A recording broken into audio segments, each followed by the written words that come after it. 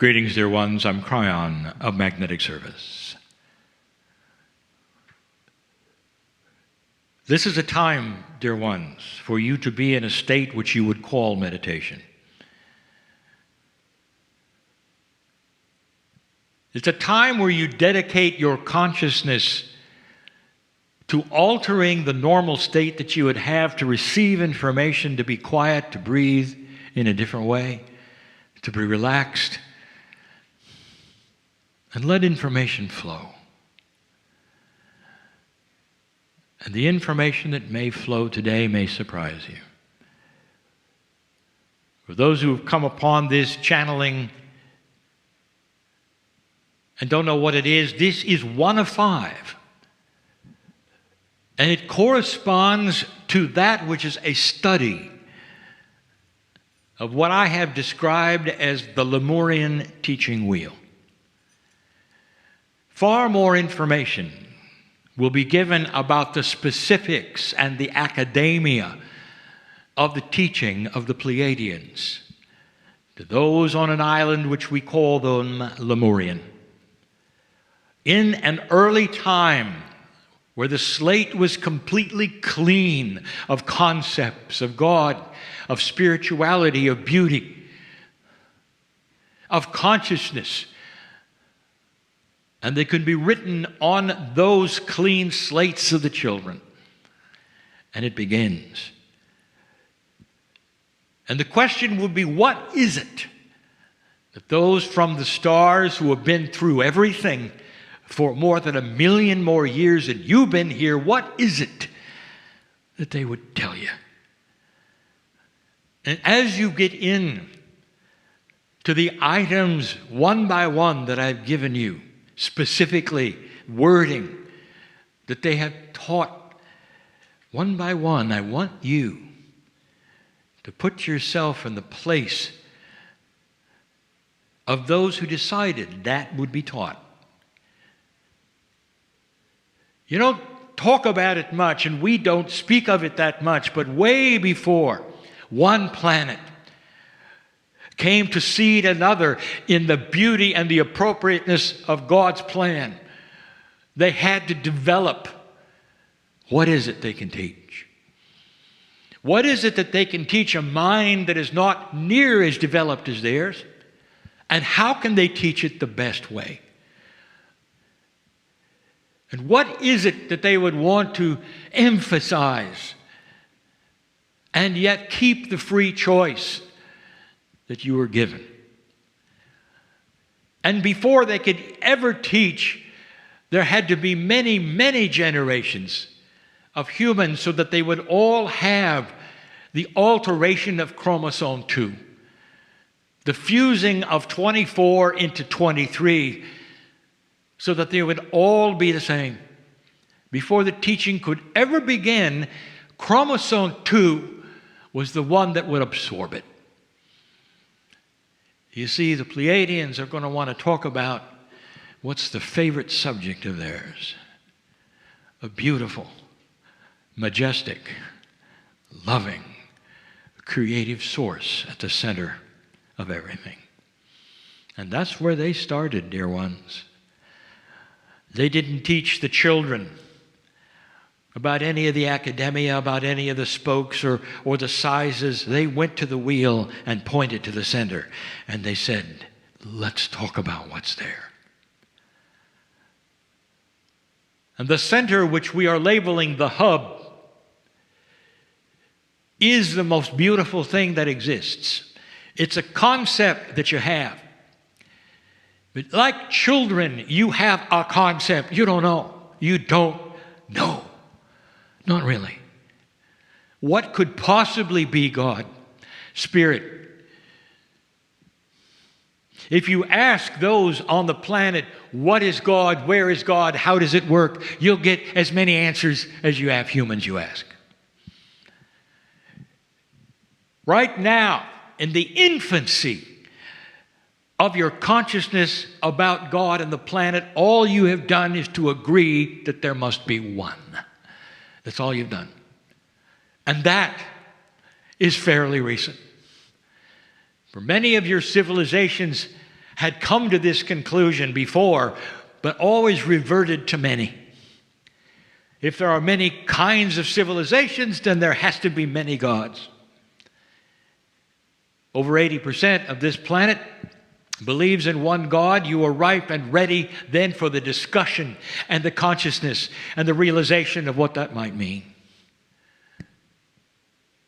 And the Pleiadians knew very much that this would be the evolution that you would take because it was theirs as well. So they had to teach something that was pre-evolutionary, if you think about it, to children knowing they would grow up and make mistakes like you have. And yet what they taught you, they also know would stick in your Akash so that it was ready. And if you had the opportunity and the earth evolved like they had thought it would or might, if you had the opportunity, the Akash would eventually awaken to a greater truth. So rather than an earth that sits around and argues about that one God and says to the other civilization, and if you don't worship it this way, we're going to kill you.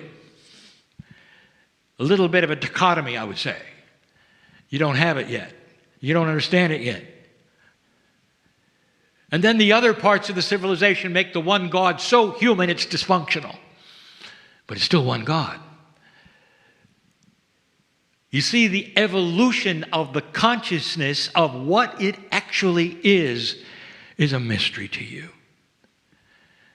But slowly, dear ones, civilization after civilization and culture after culture on this planet will start understanding and realizing a consciousness of oneness. In other words, if there is one God, there has to be a oneness of all things because God created all things.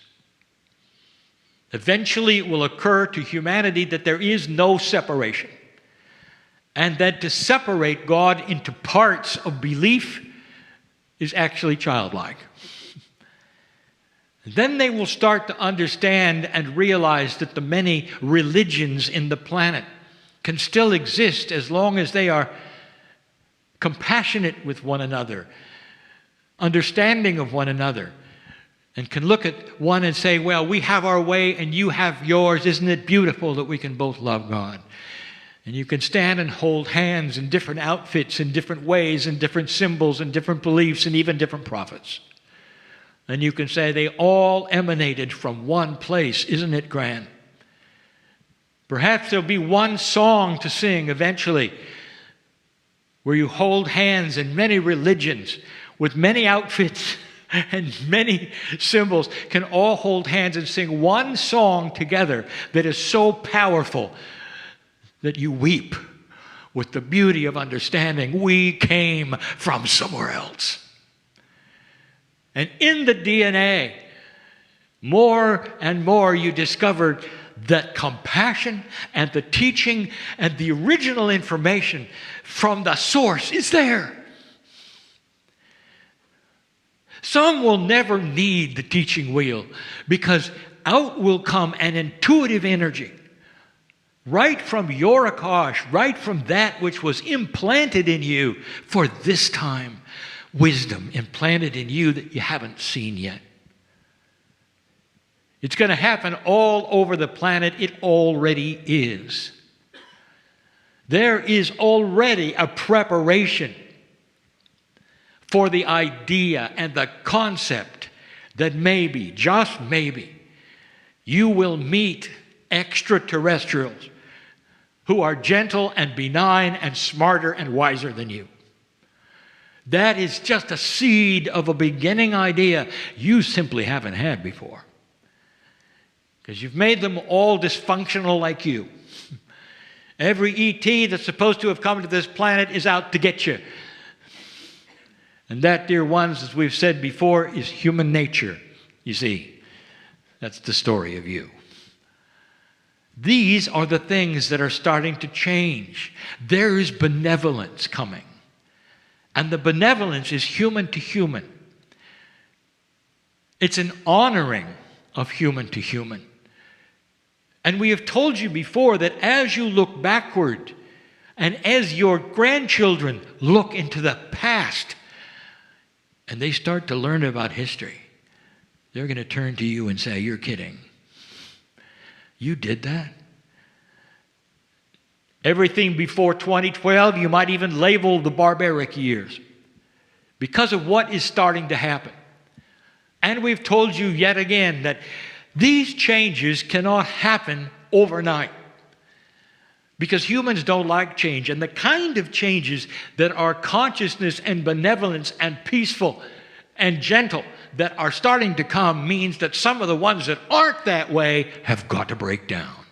If you've noticed, they are. Imagine a beautiful kind of government that you put together and you're so proud of, and then you come and you find out, well, what is the attribute of that government? Well, we argue. That's the best you got? Yes. And what do you accomplish? Almost nothing. And why is that? Because we argue. And you say, well, maybe there's something better. And we've talked about that as well. New ideas of making things work in a way that no one has seen fit to even think about are coming your way.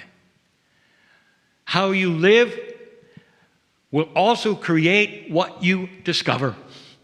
And the inventions that are coming, we've told you, will change your life in ways you need to have it changed soon. And all of that is not just consciousness. Many of those things come from the climate changes we've told you are coming. All of these things to refresh the life in the ocean. This planet is revitalizing itself. And dear ones, you are at the forefront of that. And there are those who are listening and say, this is a crazy guy talking. He thinks things are getting better. And we say to you yet again, examine the filter where you look at yourselves and others. And examine why it is that all the time, anything you look at, the glass is always half empty. And you'll find that everywhere because that's the human nature that used to be. That's who you used to be.